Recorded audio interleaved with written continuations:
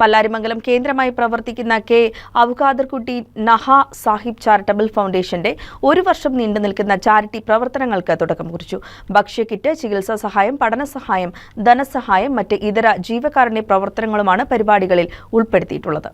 ദക്ഷിണ കേരള ജമിയത്തുൽ ഉലമ സംസ്ഥാന സെക്രട്ടറിയും അടിവാട് മാലിക് ദിനാർ ദാവ കോളേജ് പ്രിൻസിപ്പലുമായ ഡോക്ടർ VH മുഹമ്മദ് മൗലവി പരിപാടികളുടെ ഉദ്ഘാടനം നിർവഹിച്ചു.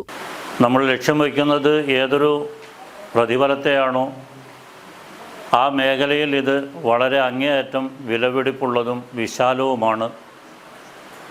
അത്തരത്തിലുള്ള പ്രവർത്തനമാണ് ഇന്നിവിടെ നടക്കുന്നത്.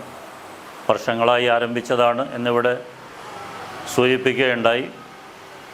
അത് ഓരോ വർഷവും അതിൻ്റെ പ്രവർത്തനങ്ങൾ വിപുലീകരിച്ച് മുന്നോട്ട് പോയിക്കൊണ്ടിരിക്കുക എന്നതാണ് പ്രവർത്തകർ ഉദ്ദേശിക്കുന്നത്.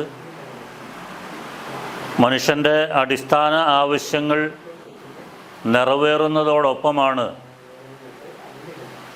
ആത്മീയമായ കാര്യങ്ങൾക്ക് ആവശ്യമായ എനർജിയും അതിനുള്ള സാഹചര്യവും ഉണ്ടായിത്തീരുക. ഈ പ്രവർത്തകരുടെ, ഈ ഫൗണ്ടേഷൻ്റെ, ഈ ട്രസ്റ്റിൻ്റെ പ്രവർത്തകരുടെ വല്ലാത്തൊരു അകമഴിഞ്ഞ, മറ്റൊരർത്ഥത്തിൽ ത്യാഗോജ്വലമായ പരിശ്രമമാണ് ഇപ്പോൾ ഇവിടെ വെളിച്ചം കാണാൻ പോകുന്നത്. മുൻ വർഷങ്ങളിൽ എന്ന പോലെ അതിനേക്കാൾ സ്റ്റെപ്പ് മുകളിലേക്ക് വന്നുകൊണ്ട് ഈ വർഷവും വെളിച്ചം കാണാൻ പോകുന്നത്.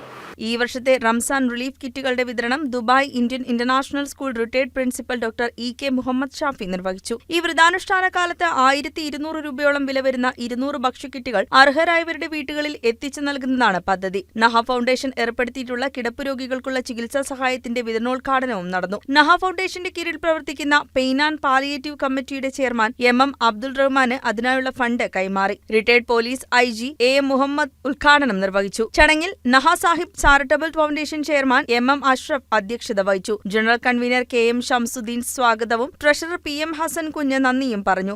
ഫൗണ്ടേഷൻ ഭാരവാഹികളായ PM ഹസൻ കുഞ്ഞ്, MM Hasan, Babu Kunnumpuram, KB Muhammad Basheer, KM Zainuddin മൗലവി, മുഹമ്മദ് മൻസൂർ മൗലവി, KH അബ്ദുൽ ഖാദർ, അലി നെല്ലിശ്ശേരി, KM ഷാഫി, അജീൽ തേൻകോട് തുടങ്ങിയവർ സംസാരിച്ചു. News desk KCV news.